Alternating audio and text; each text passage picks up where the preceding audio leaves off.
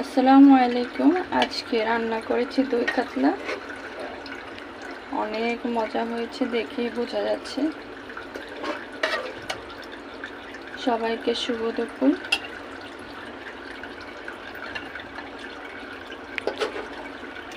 ঈদে অনেক মাছ মাংস খাওয়া হয়েছে,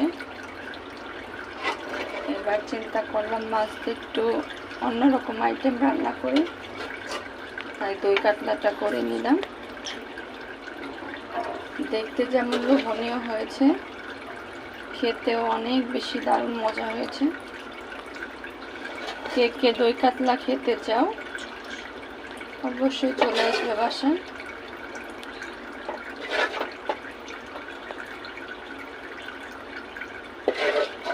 সবার জন্য অনেক অনেক শুভকামনা। সবাই সুস্থ থাকবেন, ভালো থাকবেন। আল্লাহ হাফেজ। আল্লাহ হাফেজ।